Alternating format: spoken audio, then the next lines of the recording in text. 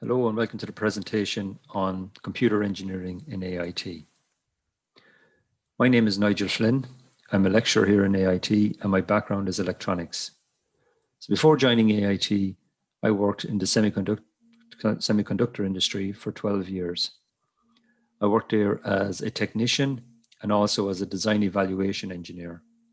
I also worked as a maintenance engineer for a number of different companies in the Midlands. Hello, my name is Teresa Costello, and I'm also a lecturer in the Department of Computer and Software Engineering in Athlone IT. My background is also in electronics. Prior to joining Athlone IT, I worked for 14 years in the semiconductor industry as a product applications engineer. As part of my role, I worked with a large multinational team where we defined and developed electronic products for a wide market base, including industrial and instrumentation customers, test equipment, and also electronic products for the healthcare market.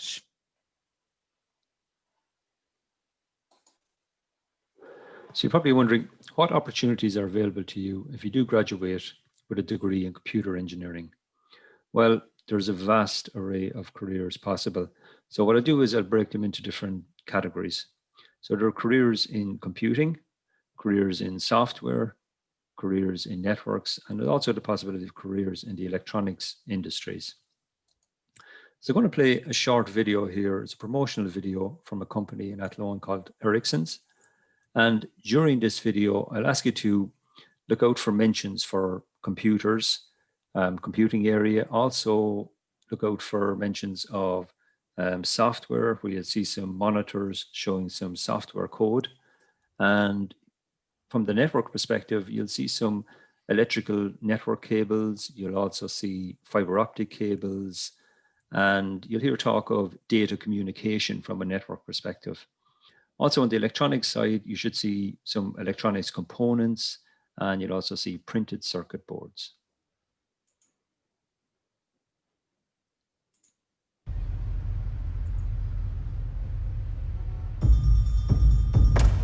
Over the years, we have connected billions of people. We have laid the foundation for innovation and growth, and we have brought it everywhere. But this time, it's different.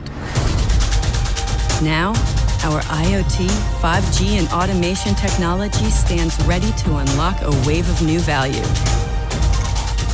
We're talking operating rooms connected across oceans, trucks communicating to increase efficiency, and factory floors going fully digital. We'll see waste reduced, accidents dramatically decrease, and remarkable new business models come to life. But we're getting ahead of ourselves. To make this a reality, we're on a quest. To make technology easy to use, adopt, and scale. To build an ecosystem together with our customers where change is easy, where standards are global, and where the full value of connectivity can be realized faster than ever.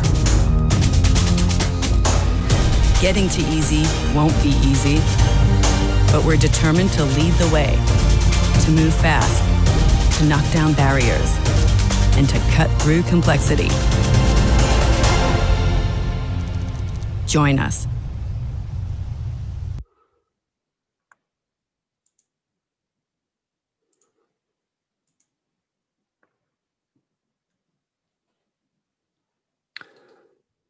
So these are the subjects that you'll be studying in first year in computer engineering.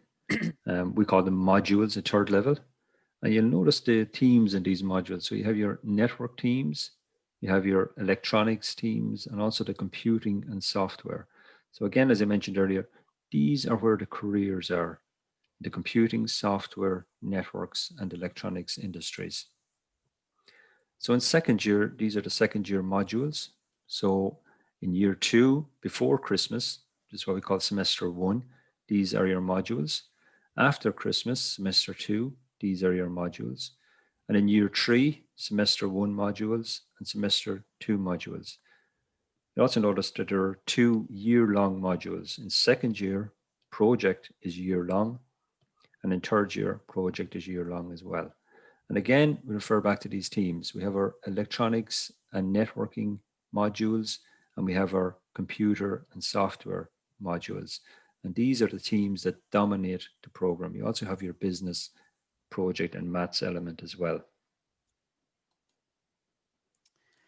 Okay, so here we have a sample of a first year timetable if you're doing your BEng in computer engineering. So the modules that Nigel mentioned that you would be doing in first year, you can see them all here.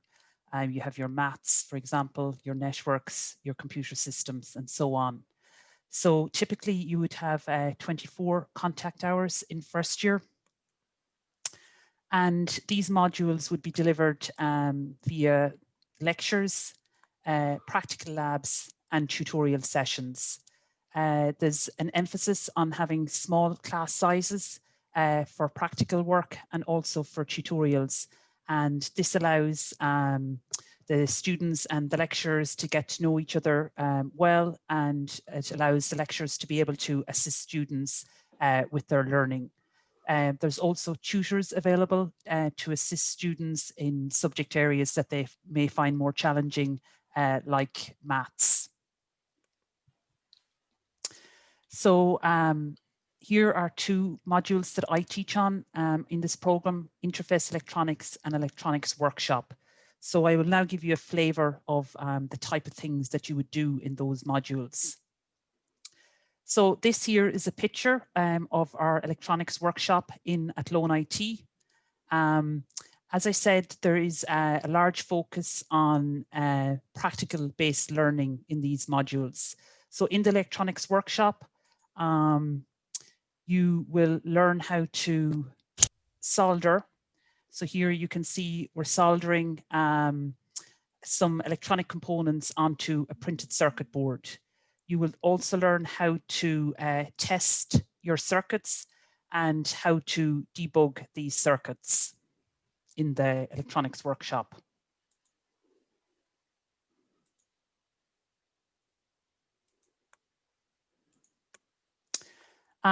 In the electronics workshop, you'll also be introduced to the Arduino microcontroller and writing programs to control the hardware. So now I will just share a video with you that introduces you to what the Arduino is. Have you heard of the Arduino and are wondering what it is? We use the Arduino a lot in our projects at Make. Due to its popularity and ease of use, it's one of our favorite microcontrollers. In fact, we dedicated an entire issue to it. But if you're not even sure what a microcontroller is, this video has you covered.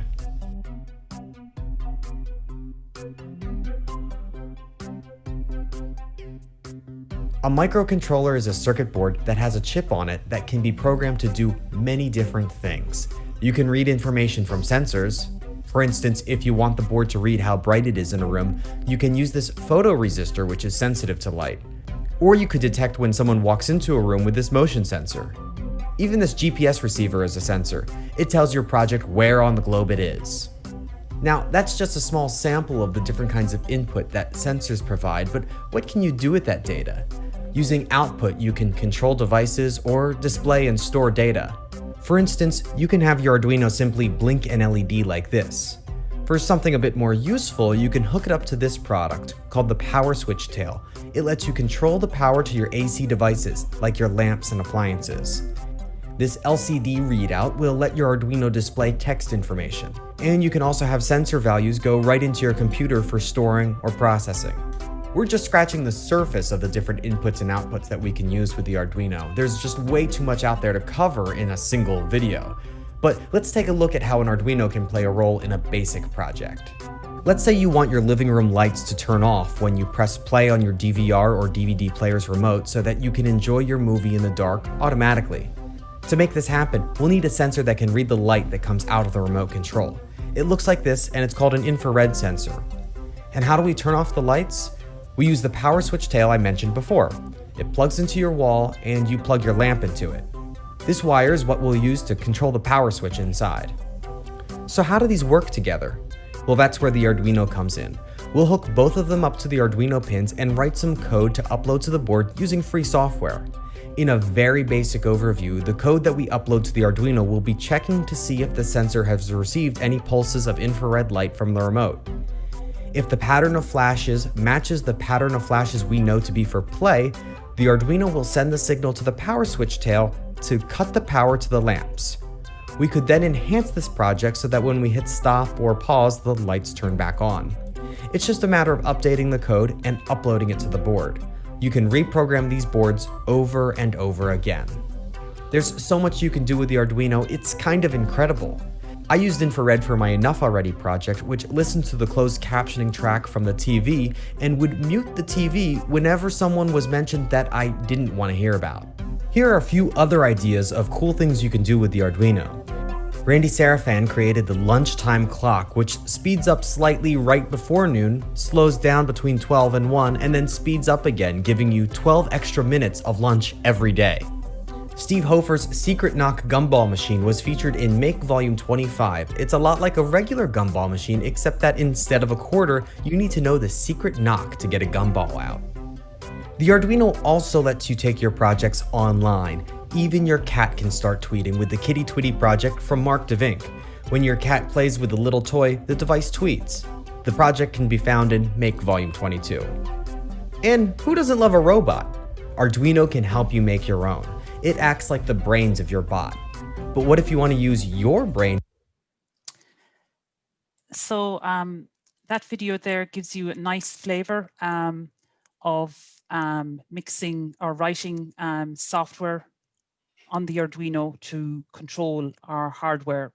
In first year, then we would use software like Tinkercad, which is free, an online simulation tool to learn how to use the Arduino. So you can see here we have an Arduino board, and using a breadboard, we have it connected up to 2 motors. And here I'm running my simulation. So I've started my simulation there, and you can see that the 2 motors are going in one direction, then it stops, and then it goes in the opposite direction. And here you would get to write the code and test out your code in a simulation environment before you go and build this in hardware. So the Tinkercad is very easy to use. So just like it showed you on the video, where you can have different sensors or inputs like LEDs or switches, we can just drag and drop those onto our simulation platform.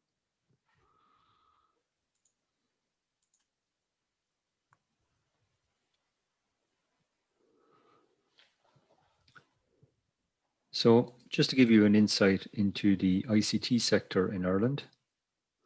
So there are over 900 software companies.